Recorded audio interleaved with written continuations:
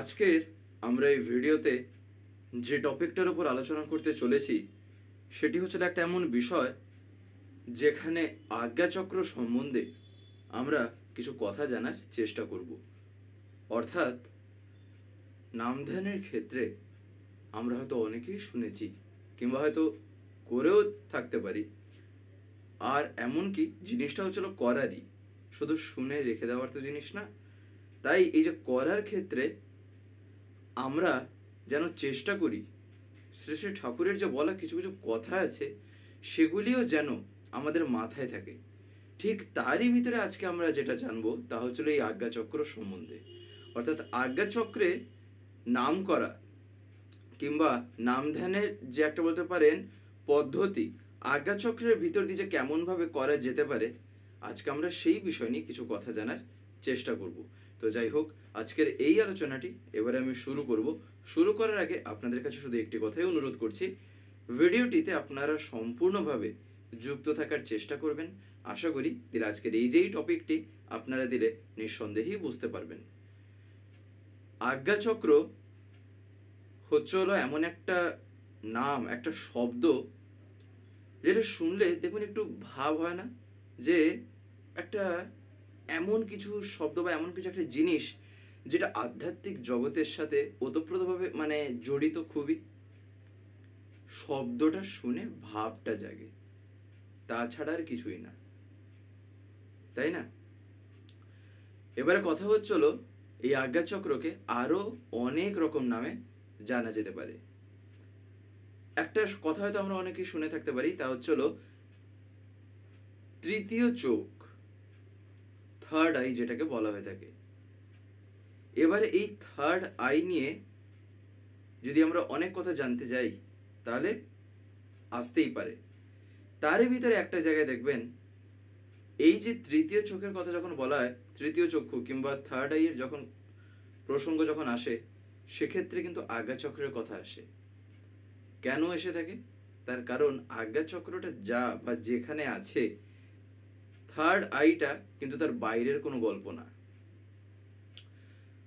এইবারে আসা যাক ব্যাপারটা কেমন, কি রকম ভাবে ঘটে, তাই না? এই আজ্ঞাচক্র কিংবা থার্ড আই কথাটা শুনে হয়তো আমরা অনেকে এটা বুঝতে পারবো না যে জিনিসটা কি। মানুষের তো দুটো চোখ আছে, আমরা প্রত্যেকেই জানি, তাই না? মানুষের দুখানা চোখ, কিন্তু কথাই শুনেছি কোনো মানুষের মুখ থেকে হয়তো শুনে থাকতে পারি কিংবা হয়তো কোথাও পড়েছি, যেখানে হোক না কেন তৃতীয় চক্ষু নাকি হয় এমন একটা কথা আছে। কিন্তু কোনোদিন ভেবে দেখেছি এই তৃতীয় চোখের কাজটা কি, কিংবা তৃতীয় চোখটা আদৌ কেমন ভাবে আমাদের জীবনে যে আছে? একদম যদি সহজভাবে একটা উদাহরণে যদি আমরা বোঝার চেষ্টা করি তাহলে দেখবেন, যেমন ধরেন আমি যে ঘরে থাকি, সেই যে ঘরটায় আমি আছি, দিন রাত পড়ে ঘরের কোনা কোনা পর্যন্ত আমার জিনিসগুলি জানা আছে যে কোথায় কি আছে, আমার ঘরটা কেমন, আমার ঘরটা ঠিক কোন জায়গায় ঢুকলে ওই জিনিসটাকে আমি পাবো আমার ঘরের মধ্যে, তাই না? এইবারে ভাবেন, ধরেন আমি কোথাও বাইরে আছি, কোনো একটা জিনিসের ধরেন প্রয়োজন পড়েছে, এবারে সেটা আমার দরকার। এবারে ওটা যে আমার দরকার, তখন আমি বাড়িতে হয়তো একটা ফোন করলাম যে আমার এই জিনিসটা একটু দরকার, একটু ছবি তুলে পাঠাতে পারবে? তখন ধরেন মাকে আমি ফোন করেছি, মা হয়তো জিজ্ঞাসা করবেন জিনিসটা কোথায় আছে। তখন এইবারে হয়তো আমি তাও বলে দিলাম, হয়তো আমার তাও ধরেন মনে আছে যে ঠিক এই জায়গাটায় আছে। তখন আমি বলে দিলাম ওই ঘরটার মধ্যে যে ওই একটা যে শোকেস আছে ওর কাছেই আছে। এবারে হয়তো সেখানে মা খুঁজছেন গিয়ে, তাও হয়তো পাচ্ছেন না। তখন হয়তো বললেন যে না, তো ওই জায়গাটায় তো নেই। তখন এইবারে আমি নিজের চোখটাকে বন্ধ করে আমার ঘরটাকে কল্পনা করছি। কল্পনা করছি মানে কি, কাল্পনিক কোনো জিনিসকে যে আমি নিজের চিন্তায় আনলাম তা কি, তা না। কল্পনা করতে এখানে মিনিং যেটা তা হচ্ছিল, আমি তখন আমার ঘরটাকে, আমার তো জানা আছে, আমি তো জানি যে সেটা কেমন কি দেখতে, কেমন কি না, তাই যার ফলে তার একটা ছাপ আমার মাথায় পড়ে গেছে দেখতে দেখতে। কিংবা সেই ঘরে যেহেতু আমি থাকি, তাই সেই ঘরের ওই যে কথাটা কোনা কোনা আমার জানা আছে যে কোথায় কি আছে না আছে। তাই সেক্ষেত্রে আমি চোখটা বন্ধ করে একটুখানি ভাবলাম, তারপর হয়তো বন্ধ করে করে নিজের চোখের ভিতর দিয়ে আমি যেন মনে হয় সেইখানটায় আছি, ঘরে এখন ওই জায়গাতে আছি, দিয়ে ঠিক যেমনভাবে গেলে আমি সেই জিনিসটা পেতাম। আমি তখন মাকে বলছি যে ওই শোকেসের পাশে ওইখানে যে একটা টেবিল হয়তো আছে, সেই টেবিলের পিছনে ওই জায়গাটাতে দেখো ওইখানে ওই জিনিসটা আছে। তার মানে কি? তার মানে ওই চিন্তাটা আমার এলোটা কোথায়? আজ্ঞা চক্রে। এটাই হচ্ছে হলো থার্ড আই কিংবা তৃতীয় চক্ষুর যে আমরা কথা শুনে থাকি, তৃতীয় চোখ, তা যে কেমন ভাবে কাজ করে থাকে কিছুটা এই রকম। এটা একটা এক্সাম্পল, তাছাড়া কিছু না, ব্যাপারটাকে বোঝার জন্য, তাই না?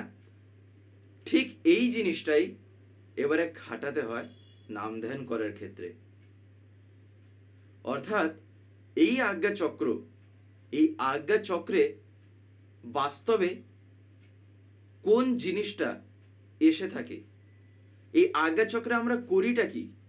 আজ্ঞা চক্রে কিন্তু বাস্তবে ঠাকুর একদিন বলেছিলেন যেটা, তা হচ্ছিল আজ্ঞা চক্রে বাস্তবে যেটা থাকে তা হচ্ছিল জ্ঞানের চক্র, তাই না? তাই নাম ধ্যান করার সময় আজ্ঞা চক্রে ঠাকুরের ছবিটাকে চিন্তা করে করে, কেমন ভাবে চিন্তা করা লাগে না, ঠাকুরের যে প্রতিকৃতি, ঠাকুর যেমন আর কি দেখতে ছিলেন, তার চেহারা, তখন আমি তাকে চিন্তা করছি আর তার সাথে সাথে আমি নাম করে যাচ্ছি। আর এইটা করতে করতে তখন দেখবেন একটা মনসংযোগ হয়, অর্থাৎ মনের সাথে তখন একটা বলতে পারেন একটা যুক্ত হয়ে ওঠে কি না, সেই নাম, যে নামের সাথে আমি অলরেডি অ্যাটাচড, কিন্তু সেটা আমি তখন ফিল করতে পারছি। এটাই হচ্ছিল মনটা তখন যুক্ত হয়ে উঠলো, এই কারণে বলা থাকে। না হলে নাম ছাড়া থাকতে পারে কজন? নাম ছাড়া থাকতেই পারবে না কেউ। নামটাকে হয়তো এখনো জানতে পারেনি, নামটাকে হয়তো অনুভব করতে পারেনি, কিন্তু তা বলে এই না নামটা তো যে আর তার মধ্যে নেই, তাই নয় কি? ঠিক এই কারণেই এই নাম ধ্যান করার সময় তাই আজ্ঞা চক্রে এই রকম ভাবেই চিন্তা করা লাগে। আজ্ঞা চক্রে তার ছবিটাকে আগে ভাবতে হয়, আর তার সাথে সাথে আবার নাম করতে হয়। তার কারণ নামের সাথে নামীর কিন্তু সম্পর্ক সরাসরি। নাম আর নামী তাই এই কারণেই অভেদ ঠাকুর বলেছেন। আর নামীকে পেতে গেলে নামের মাধ্যম দিয়েও কিন্তু যাওয়া যায়। নামই হচ্ছে তার এমন একটা পথ, এমন একটা শ্রেষ্ঠতম পথ, যেখানে ঠাকুর বলছেন নামীকে যদি জীবনে অনুভব করতে হয় তাহলে নামের মাধ্যম দিয়ে ভালো মতন করে তা কিন্তু অনুভব করা যেতে পারে। তাই নামের মতো কিন্তু এমন জিনিস নেই ঠাকুর বলছেন, তবে অবশ্য ঠাকুর বলছেন তা কনসেন্ট্রিক হওয়া চাই, অর্থাৎ সুকেন্দ্রিক হওয়া চাই। আর এই নাম করলে কি হয়? নাম ধ্যানে বাস্তবে যে জিনিসটা লক্ষ্য করা যায় তা হচ্ছে নামের ভিতর দিয়ে আমাদের যে বলতে পারেন অর্গানগুলি, তা আরও কিন্তু সেন্সিটিভ হয়ে ওঠে। অনেক কিছুই হয়, তার ভিতর থেকে এইটা একটা, আমাদের অর্গানগুলি দেখবেন খুবই সেন্সিটিভ হয়ে ওঠে। এমনকি ঠাকুর একটা জায়গায় কি বলছেন যে নাম হচ্ছিল একটা এমন জিনিস, এটা হচ্ছিল নিজের মধ্যে একটা ভাইটাল পাওয়ারও কিন্তু অনেকটা বাড়িয়ে দেয়, অনেকটা ক্রিয়েট করে দেয়। যে জিনিসটা আগে আছে সেই পাওয়ারটাকে আরো একটু সে কি করলো না জোর দিল নিজের ভিতরে সেই ভাইটাল পাওয়ারটাকে। এই কারণেই নামের গুণের কথা বলে বলে তো শেষ করা যায় না। তার কারণ নাম হচ্ছে হলো নিজের জীবনেরই একটা বলতে পারেন বীজ, সেটা আমার নিজের জীবনেই আছে। তাই এই নাম কিন্তু আমাদের এমন সাড়া প্রবণ করে তোলে যে এই যে সাদা চোখ যে আমরা দেখি বাইরে থেকে, এই চোখটাকে তো সাদা দেখতে লাগে, ঠাকুর বলছেন নামে আমাদের এমন সাড়া প্রবণ করে তোলে যে সাদা চোখে অনেক সূক্ষ্মাতি সূক্ষ্ম ব্যাপার তখন ধরা পড়ে, কানেও অনেক কিছু শোনা যায়। এসব ব্যাপারগুলি অনেক কিছু আছে যে নাম ধ্যান যদি করতে করতে এমন পর্যায়ে চলে আসে না, সেক্ষেত্রে দেখবেন অনেক কিছু শোনাও যেতে পারে, দেখাও যেতে পারে। যে ঠাকুর বলছেন শোনা যেতে পারে মানে এইসব নিয়ে ঠাকুরের অনেক কথা বলা আছে।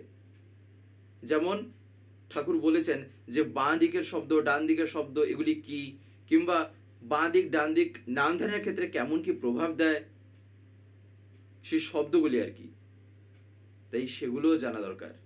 আর এই আজ্ঞা চক্রে আবার যখন আমি করছি, তাহলে ভাবেন যে নাম ধ্যানের প্রভাব যে কতটা সূক্ষ্মভাবে তখন আমার ব্রেনে গিয়ে পড়ছে। তার কারণ শ্রী শ্রী ঠাকুর বলছেন যে আজ্ঞা চক্রে মনোসংযোগ করে নাম করা মানে জ্ঞানের চক্রে মনোনিবেশ করে নাম করা। কথাটা কিন্তু খুবই বোঝা দরকার। এখানেই আছে ওই আজ্ঞা চক্রে যে নাম ধ্যান করার যে পদ্ধতি, তা যে কি, যে কথাটা একটু আগে শুনলাম তা কি না, তা হচ্ছে হলো সে আমি আমার আজ্ঞা চক্রের ভিতর দিয়ে তাকে চিন্তা করব। সব থেকে প্রথম আমার ইষ্টকে, অর্থাৎ আমি যে নাম করছি সেই নামের মূর্ত প্রতীক যিনি, তাকে আমি চিন্তা করছি। তার সাথে সাথে কি করছি না নামটা করছি। এই নাম করার ভিতর দিয়ে তখন কি হচ্ছে না এই নামের ভিতর দিয়েই আমার জীবনের যা কিছু সব প্রত্যেকটা ক্ষেত্র তখন আমার চিন্তায় কিন্তু এসে ধরা দেবে, আপনা থেকে ধরা দেবে। তার কারণ তখন আমার মন আস্তে আস্তে কিন্তু শান্ত হচ্ছে, আমার মনটা তখন একটা স্টেবল হচ্ছে, আরো স্টেবল হচ্ছে, মোর স্টেবল, তাই না? এই কারণে স্টেবল হচ্ছে, তার কারণ এই নাম। তখন আমি রিপিটেডলি সেই একটা জিনিসের পিছনেই পড়ে আছি, যার ফলে কি হচ্ছে আমার মনটা আর এদিক ওদিক যাচ্ছে না। এইবারে ভাবেন তো, এইটা যদি কেউ অভ্যাস করে, কোনো একটা জিনিস প্রত্যেকটা দিন যদি কেউ অভ্যাস করে, তাহলে সেক্ষেত্রে কি হয় সেটা তার কিন্তু জীবনে তখন সহজভাবে ফুটে ওঠে, তাই না? বিজ্ঞানও তো তাই বলে। বিজ্ঞানের ভাষাতেও যদি আমরা লক্ষ্য করে দেখি, সেটাই ঠাকুর বাস্তবে জাস্ট ফুটিয়ে তুলতে বলছেন, তাছাড়া তো কিছুই না। তাই আজ্ঞা চক্রে মনোসংযোগ করে নাম করা মানে জ্ঞানের চক্রে মনোনিবেশ করে নাম করা। অর্থাৎ আমার এই যে জ্ঞান, আমি জীবনে যা কিছু আমি জেনেছি, যা কিছু আমি বুঝেছি, যা কিছু জীবনে দেখতে পাচ্ছি, সব যা কিছু, তখন সেই জ্ঞানের চক্রে মনোনিবেশ করে আমি তখন নামটা করছি। অর্থাৎ সেই সবগুলির মধ্যে আমি তখন নামটাকে কি করছি না নামের যে প্রভাবটা তখন সেগুলির ভিতরে গিয়ে পড়ছে। আমার মধ্যে যে নাম চলছে সেই নামের দরুনই তখন সেই জ্ঞানের চক্রটা আস্তে আস্তে আরো কিন্তু বৃদ্ধি পাচ্ছে, আর ততটাই আমার কাছে সেটা খুলে যাচ্ছে। একটা জিনিস যদি আমরা লক্ষ্য করে দেখি, তাহলে দেখবেন এই যে আজ্ঞা চক্র আর যে কথাটা ঠাকুর এখানে কি বললেন, তার মানে হচ্ছে এই যে জ্ঞানের চক্র, একটা কথা এটা নিজের মতন করে ভাবা। অর্থাৎ যেটা ঠাকুর কি বলতেন না নিজের মতন করে ভাবতেও শিখতে হয়, আর সেই ভাবাটা কতটা যে যুক্তিযুক্ত সেটাও দেখতে হয়। যদি তা যুক্তিযুক্ত বলে মনে হয় তাহলে তো অবশ্যই সেটাকে গ্রহণ করা দরকার, তাই না? ঠিক একই রকম ভাবে এই যে কথাটা, এই কথাটার জিনিস একটা লক্ষ্য করেছেন, আমরা এই যে আলোচনাগুলো শুনছি বা দেখছি, একটা জিনিস লক্ষ্য রাখা দরকার, আমরা কি প্রত্যেকদিন এই ভিডিওগুলো পাই এই স্বস্তিদিত্য থেকে বা চ্যানেল থেকে? দেখবেন আপনারা হয়তো অনেকে এমন আছেন যারা ইউটিউব খোলার পরে এরকম স্ক্রল করেন, দিলে আপনারা দেখতে পান। কিন্তু আপনাদের যদি ডেলি তার কথা শুনতে হয়, প্রত্যেকদিন যদি শুনতে হয় পরমপিতার কথা বা বিভিন্ন ঘটনা বা দর্শনের উপর আলোচনা, তাহলে আপনাকে তো চ্যানেলটাকে সাবস্ক্রাইব করে রাখতে হবে, যেটা অনেকে আমি দেখতে পাই হয়তো করতে জানেন না। বিশেষ করে যারা একটু বয়স্ক আছেন বা যারা মানে এতটা এক্সপার্ট নন মোবাইলের ক্ষেত্রে, তাদের কাছে আমি বলছি আপনারা যদি না পারেন তাহলে বাড়িতে যারা ছোটরা আছে তারা এইসবে একদম পুরো মাহির, এক্সপার্ট, হাতের খেলা তাদের কাছে, তাদেরকে বলবেন, তারা করে দেবে। বলবেন সাবস্ক্রাইব করে পাশের যে একটা বেল আইকন আসবে ওটা প্রেস করে অল করে রাখতে। দিলে কি হবে, আমি যে ভিডিওগুলো আপলোড করব আপলোড করা মাত্রই আপনাদের মোবাইলে নোটিফিকেশন চলে যাবে। নেট যদি অন থাকে তাহলে নোটিফিকেশন চলে যাবে যে ভিডিও আপলোড হয়ে গেছে। তখন আপনারা সেখানেই ডাইরেক্ট প্রেস করে ইউটিউবে ঢুকে দেখতে পারবেন। তখন আপনাদের ইউটিউব খুলে আর খুঁজতে হবে না, তাই না? তাই আপনারা যাতে প্রতিদিন শুনতে পান, তাই আপনারা এটা অতি অবশ্যই করে রাখবেন। তা হলো আজ্ঞা চক্র, যে আমরা একটা শব্দটা যে বলছি, সেখানে আমরা কি বলছি? আজ্ঞা। আজ্ঞা মানে সেক্ষেত্রে আমরা কি বোঝাই? এই আজ্ঞা শব্দটাকে যদি আমরা নর্মালি যদি কোথাও বলে থাকি, তাহলে তার মানে কি হয়? তার মানে হলো কোনো কথা হয়তো আমি শুনছি, সেক্ষেত্রে আমি তার আজ্ঞাটা পালন করলাম, অর্থাৎ তার কথাটাকে আমি মেনে চললাম। সেক্ষেত্রে আমরা বলে থাকি না, তার আজ্ঞাটা পালন করলাম, তার নির্দেশটা আমি পালন করলাম, বলা হয়ে থাকে তো। ঠিক এইবারে ভাবা যাক, ঠাকুর যে বললেন আজ্ঞা চক্র মানে জ্ঞানের চক্রে, তাহলে এবারে ভাবেন সেই মুহূর্তে যে জ্ঞানগুলি আমার মধ্যে যে আছে, এবারে সেই জ্ঞানটাকে আমি কতটুকু আমার জীবনে যে ফুটিয়ে তুলব, সেই জ্ঞানগুলির মধ্যে কোনটা ঠিক, কতটা ঠিক, আর কোনটা ঠিক না, কিংবা কোন কারণে ঠিক না, এই সব কিছু তখন আমার চিন্তায় এসে ধরা পড়ছে। তখনই আমার জীবনে আমি কোন আজ্ঞাটাকে পালন করব।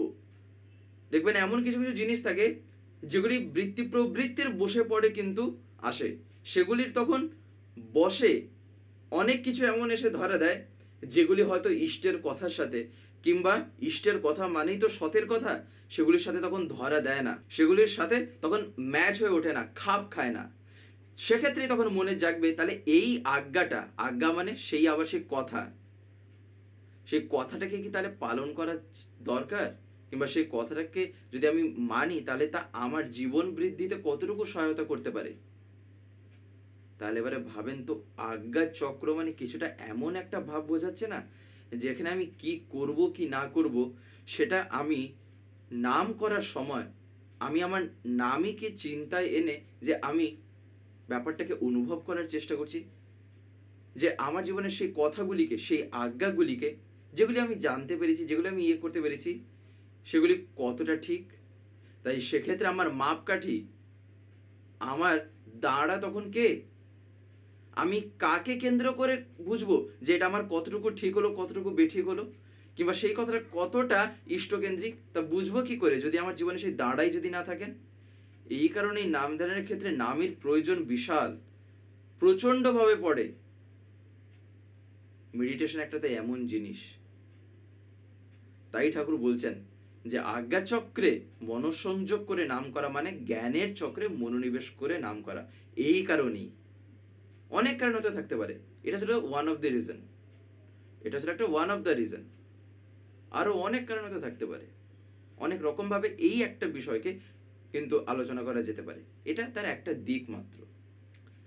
তাই এতে কি হয়, এই রকম ভাবে এবারে যখন আমি করছি, এতে নিজের যে মস্তিষ্কের যে অধোদেশ, অর্থাৎ যে বেস, ভূমি, যেটাকে আমরা কিছুটা সহজ ভাষায় বলে থাকি, ঠাকুর বলছেন এতে base of the brain excited হয়ে ওঠে, অর্থাৎ উদ্দীপিত হয়। ফলে সেক্ষেত্রে এবারে কি হচ্ছে, ফলে সেক্ষেত্রে সেলগুলি অর্থাৎ কোষগুলি অ্যাক্টিভ ও রিসিপটিভ হয়। যেটা ঠাকুর সেখানেও কি বলছেন আরেকটা জায়গায়, যে ধ্যানের মাধ্যমে আমাদের ইয়েটা কি হয় না, স্থির ও গ্রহণক্ষম হয়, মানুষকে তার স্থির ও গ্রহণক্ষম করে তোলে, সেটা ঠাকুর বলছেন। রিসেপটিভ মানে গ্রহণক্ষম। তাই নামের সঙ্গে তাই এবারে চাইছিল ধ্যান। তাই ধ্যানে সেক্ষেত্রে কি হয় না, প্রত্যেকটি বস্তু ও বিষয়ের ইষ্টানুগ নিয়ন্ত্রণ, সামঞ্জস্য ও সমাধানের প্রচেষ্টা লেগে থাকে। তাই সেক্ষেত্রে কি না, ইষ্ট ব্যক্তিটি হলেন জাগ্রত সমন্বয় মূর্তি। কথাগুলি কিন্তু খুবই বোঝার, এক একটা কথা এমন, এক একটা কথাই যদি এখন বলা যায় না, এক একটা বাক্য যদি ধরা যায়, তাহলে সেটা ভাবতে ভাবতেই দিনের পর দিন হয়তো কেটে যেতে পারে, এতটাই গভীরে চলে যাওয়া যেতে পারে, এতটাই বলতে পারেন সূক্ষ্মতার চরমে পৌঁছানো যেতে পারে। তার কারণ এটা তার কথা, আর তিনি তো সাধারণ কেউ তো না, অনন্ত অসীমকে আমরা দয়া করে, তিনি দয়া করে আর কি এসেছেন, আর আমরা সেই সসীম রূপে তাকে জীবনে গ্রহণ করছি, দিয়ে সেই অসীমে আমরাও লাফ মারছি, আর তখনই তো জীবনের আনন্দ। তখনই তো জীবনে জয় হয়, তাই না? অনেক কথা, এক একটা তাই কথাই যত শোনা যায় না, মনের মধ্যে সে আগ্রহটা আরো বাড়ে। আর এই কথাগুলিকেও নাম ধ্যানে বসে কিন্তু চিন্তা করা যেতে পারে। তখন দেখবেন নাম ধ্যান কি, নামের মতন তখন নাম ছুটে চলে। নাম ধ্যান তখন সাংঘাতিক প্রভাবে এগোয়, তাই না? যাই হোক, আজকের এই ভিডিওটা এবার আমি এখানে শেষ করব। শেষ করার আগে আপনাদের কাছে একটি কথাই বলবো, যদি আজকের এই ভিডিওটা আপনাদের ভালো লেগে থাকে তাহলে একটি লাইক করে দেবেন, সবার ভিতরে শেয়ার করে দেবেন, কেমন লাগলো নিচে একটি কমেন্টে লিখে জানাবেন। আর যদি চ্যানেলটিকে কোনো সাবস্ক্রাইব করে না থাকেন তাহলে অতি অবশ্যই চ্যানেলটিকে সাবস্ক্রাইব করে পাশে বেল আইকন প্রেস করে অল করে রাখতে একেবারেই ভুলবেন না, আর এরকম বিভিন্ন নতুন এবং ইন্টারেস্টিং ভিডিও সবার আগে পাওয়ার জন্য। জয় গুরু, বন্দে